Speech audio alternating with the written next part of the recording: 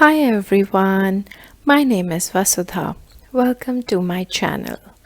This is the second part of my book review of Yuval Noah Harari's 21 Lessons for the 21st Century. And I promise this part is full of controversial topics. I have lots of disagreements with the author, and there is even a factually incorrect statement. So let's dive in.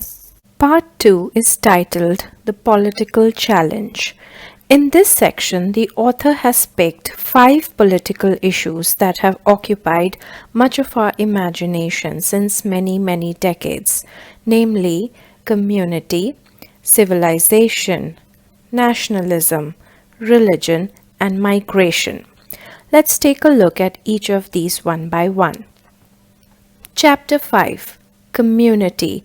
Humans have bodies. This is a short chapter. Bringing in the theme from the previous section, the author here also examines the meaning of community from a technological lens. He elaborates on the 2016 manifesto by Mark Zuckerberg, where he declared his audacious intention to establish a global community and the role of Facebook in this project. While the author seems excited with the prospect of a global human community, he also has his doubts. His main contention is how well we will be connected to almost 8 billion people in real terms. In other words, given the wide-ranging degree of intimacy, will Zuckerberg's global community actually be able to serve its intended purpose, that is, to build meaningful communities and strengthen our social fabric and bring the world closer together? I would even question, do all 8 billion people even identify themselves as a single global entity in the first place? Or will they ever be able to do so, realistically speaking? Another contention that the author has with this noble or rather utopian idea is that humans need physical interactions. Having an online community of fellow humans will not fulfill the sensory experiences that humans are designed with. Zuckerberg may argue that online communities will help foster offline communities. But on this one, even I have my doubts. It's not that humans show lack of interest or trust in meeting strangers. We have been doing so for a couple of decades at least, whether it is meeting a blind date fixed online through some phone or app, or uniting for a common social cause through some website or other online platforms. But to believe that 8 billion people will agree to adhere to one single entity which is faceless and leaderless, with some vague idea of strengthening our social fabric, is a complete waste of time. And even in the author's mind, this is surely one of the big challenges in the present century. So let's move on to our next chapter and leave community eyes for Zuckerberg to think over. Chapter 6 is titled Civilization. There is just one civilization in the world. What I find a bit off the hook in this chapter is that the author, while acknowledging the division of the humankind into several civilizations, suddenly goes on to discuss the animal world. I mean, the whole interspecies discussion about humans versus chimpanzees versus gorillas was informative, but completely off the tangent. Thankfully, he didn't stretch it much. The author argues in this chapter that civilization is anything that we make of it. Like the European civilization is developed on the inalienable rights of the human person, democracy, equality, and freedom. But then what are we to make of Napoleon, Hitler, or Stalin, or even the slave trade? And here I again see his initial point of humans believing in stories. He juxtaposes the European, read liberal, civilization with that of the Islamic one based on its own belief systems, often in contrast with the former. The author once again brings reference from the animal world, this time specifically of gorillas, and compares their group behavior with that of Germans. I mean, it sounds completely bizarre, but there are no limits for historians. They can go as much far back in time as they like. The key point here is that do the Germans, or even the French or the Britons for that matter, merge into Europeans? And this could take you back to question once again Zuckerberg's fancy idea of building a global community. I enjoyed reading the part on medieval Olympics where the author argues that since the first Olympic event in 1016 in an international sport event, athletes are represented only by their nationalities and no other distinction. The author tries to argue that all nations harp on the same ideals of loyalty and glory to their nations. He tries to drive home the point by giving an interesting example. Conceal the names of the nations from their national anthems. They would very well sound the anthems of any country possible. The author tries to emphasize that when it comes to practical matters like sickness, or if I can add traveling in a plane outside of one's country, it doesn't matter what the nationality of our doctors or pilots is. In real life matters, we are all one civilization.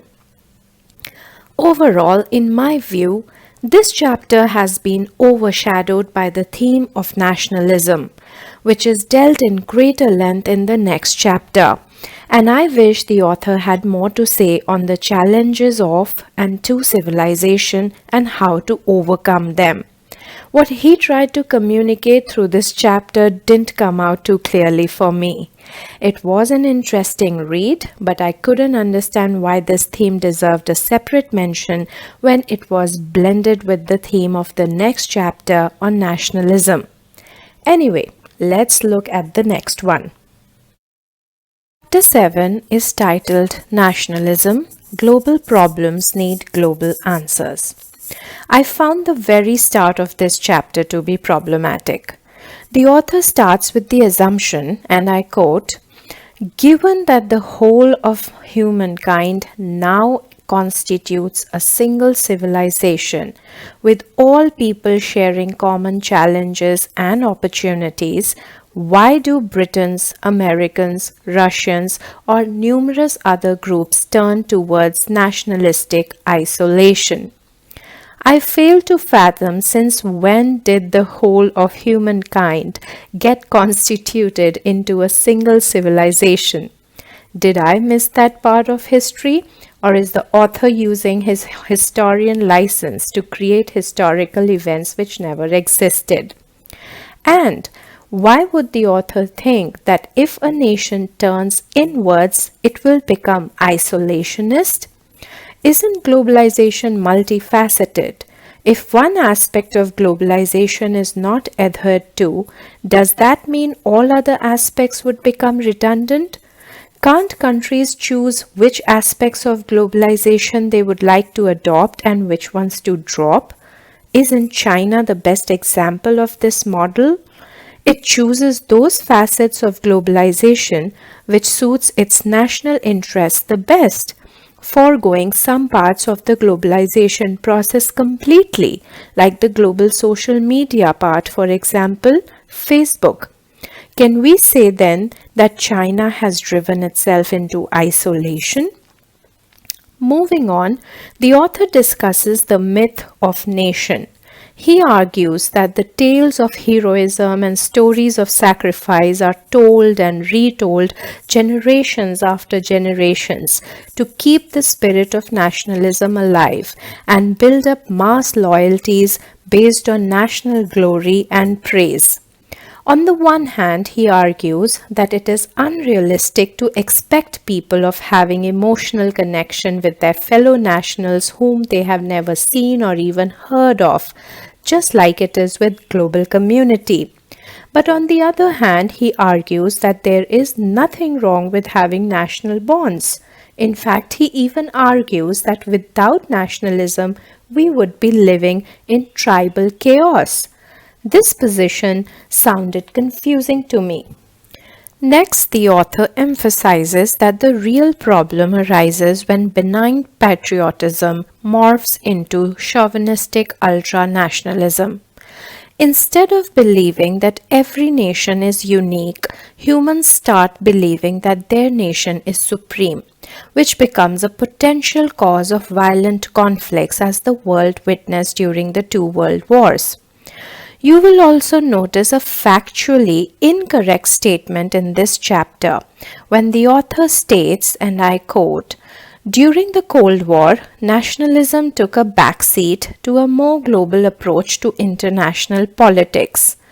Well, the Cold War period from 1945 to 1990 roughly witnessed the creation of numerous new nations, especially in the Asian and African continents.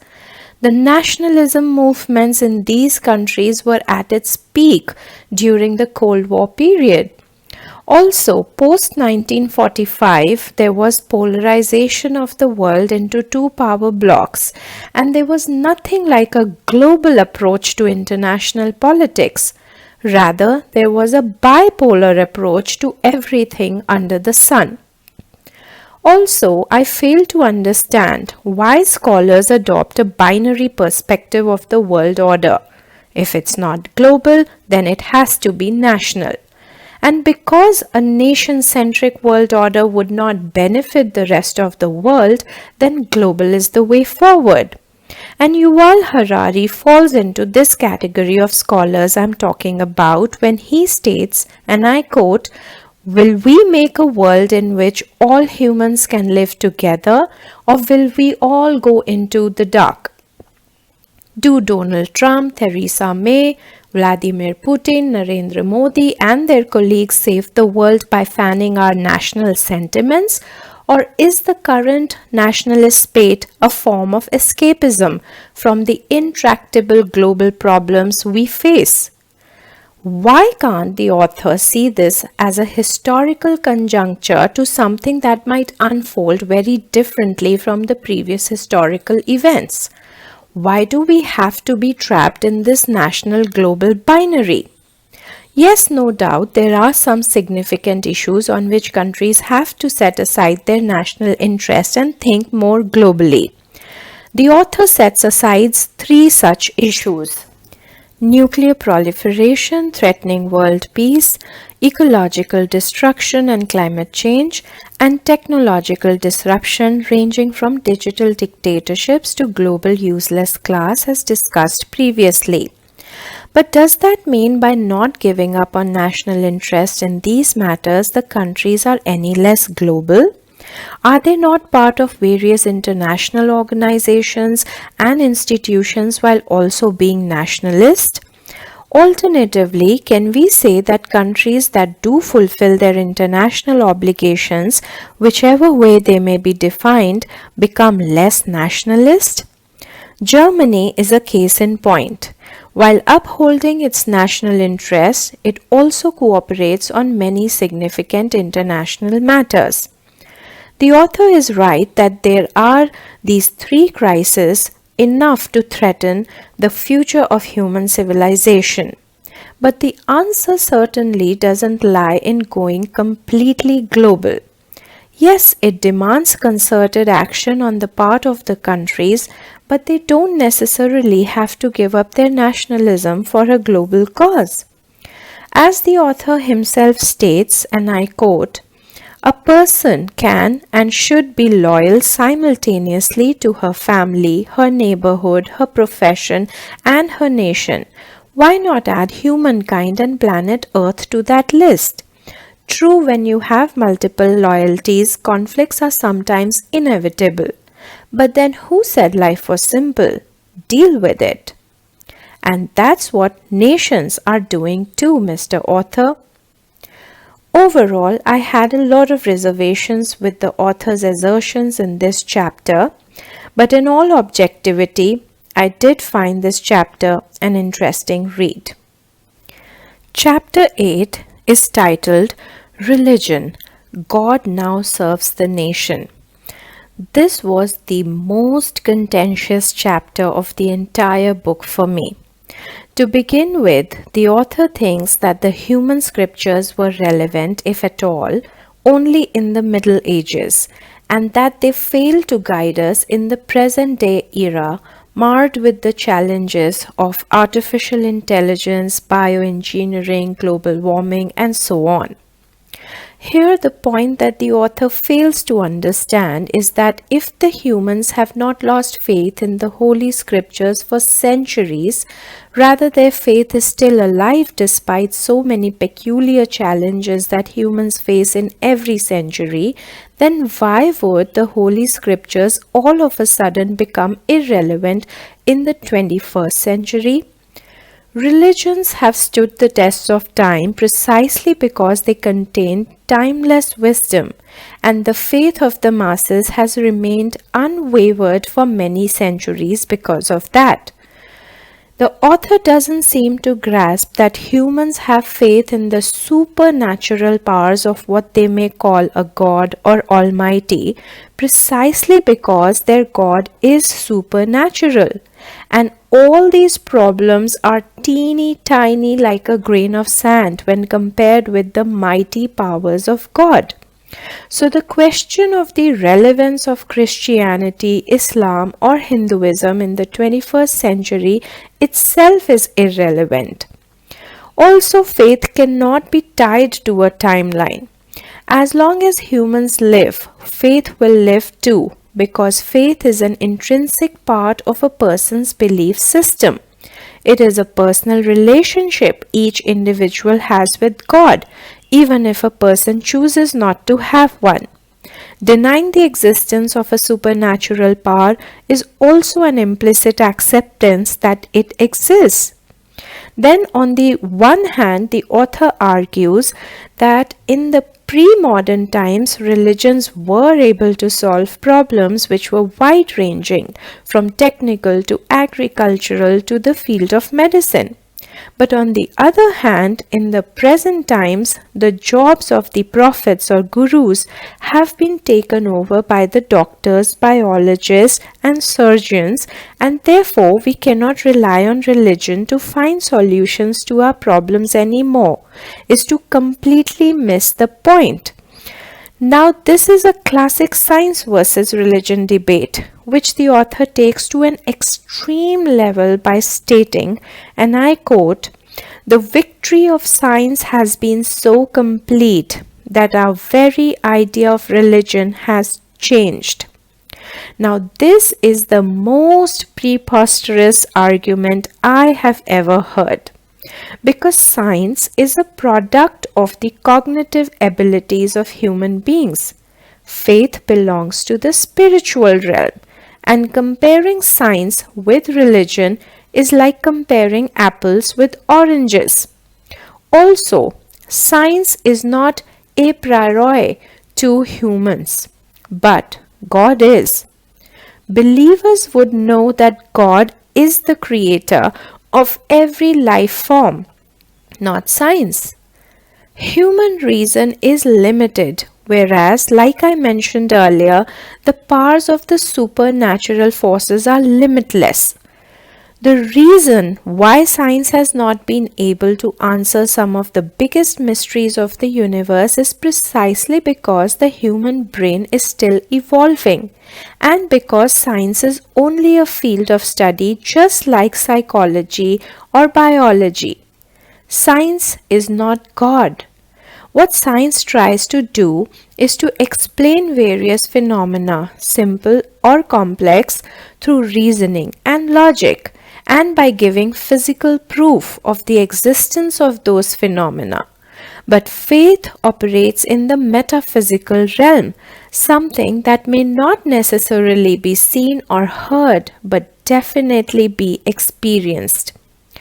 The author has taken a reductionist approach to humans by completely eliminating the spiritual aspect of their life and treating them only as a sum of numerous biochemical processes. Lastly, in this chapter, what I also found problematic is the argument of the author that there is no Christian way of agricultural farming or a Muslim kind of economics to deal with the problems of the present century. Instead, he believes that modern economic theories are much more relevant than traditional dogmas. I would like to know which theories have answered all the questions which the author himself has raised in this book. Don't we abandon theories when they are no longer able to provide logical solutions to problems? Will believers ever do the same for their holy scriptures? The answer is no, because religious scriptures can give us more hope and more guidance for the future than any economic theory would. Ironically, the author himself submits to this point by giving the example of the Shinto religion adopted by the Japanese state. Perhaps the world needs more of religion and less of scientific theories. So in this chapter, the author has generously criticized all religions. To my mind, he abandoned his own faith, that is Judaism, for whatever personal reasons that may be. And this chapter looks more like a biased and least objective personal statement on all religions. Also, just like some people do not understand faith, and that's their biggest folly because faith is not to be understood but to be experienced, same way some people do not understand scientific principles and continue to question if the earth is flat. Rather than ridiculing the beliefs of other humans, which in my opinion the author tried to do in the harshest terms, not just in this chapter but in the next few chapters as well, one must try hard not to impose their views on others. In order to find solutions to global problems, one need not abandon their religious identity or faith.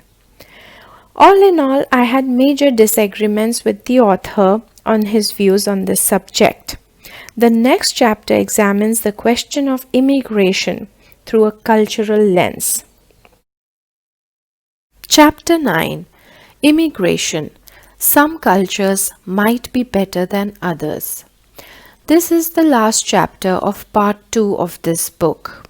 The author here has rightly pointed out that globalization has resulted in a dual yet opposite processes of reducing cultural differences while increasing threats to cultures. He elaborates on the multicultural dilemma of the European Union, which is grappling with the influx of migrants, but which has also been its foundation for its successful multicultural system. The mixed cultural backgrounds of the migrants has caused concerns among Europeans regarding their own identity and future. The author presents 4 different debates on this question with 3 conditions to get assimilated into the culture of the home country. Very briefly, those 3 conditions are as follows. The host country allows the migrants in. In return, the migrants must embrace the core norms and values of the host country, even if that means giving up some of their traditional norms and values. And if the immigrants assimilate to a sufficient degree, over time they become equal and full members of the host country. The 4 debates that the author then presents spin on these terms and conditions from the perspective of pro- and anti-immigrationists. But my point is, why does the author assume that cultural assimilation is the only answer to the migration issue? Can we not culturally coexist? The crux of the matter here is the same as it is in the chapter on nationalism. That is, my nation is not just unique but also supreme. The migration issue emerges out of this same belief in one's cultural superiority. The author points to a shift in our prejudices from racism to culturalism. While racism was firmly rooted in biological theories, culturalism has sociological roots. And the shift from one to the other is not just a change of jargon but has serious consequences for the whole world. He argues that cultural norms of one country may not be considered appropriate in another country. He tries to substantiate his point with the help of two fictional, culturally different countries, namely Chaldea and Wormland, both responding differently when they migrate in each other's country. In my view, the author has not addressed the complexities arising out of mass migration. The author could have elaborated on the compelling reasons behind Brexit or the rise of Donald Trump or Narendra Modi in the USA and India respectively. Migration does not remain a cultural concern alone anymore. It has deep links with the economies of the developed world. Migration issues stir up the employment debate and makes or breaks governments in the host countries. To me, this chapter lacked a structure, an argument, and even substance. It was probably my least favorite. So that's the end of the second part of the book review. I hope you liked the video, and if you did, then please click thumbs up, and I hope you are interested to pick this book up if you haven't read it already after watching my review. I did intend to share the reviews of the other 3 parts of the book as well, but to be honest, it's way more time consuming than I thought. I might have to think of smarter ways of putting my reviews across to you. So what I'm going to do instead, I will share the detailed book review of the first 2 parts of this book in my blog. The link is on your screen as well as in the description box.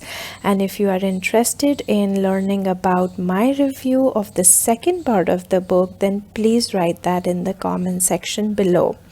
All in all, I'll recommend this book to anybody interested in learning about global politics or international relations or even the present and future of humankind. Until next video, thank you and bye-bye.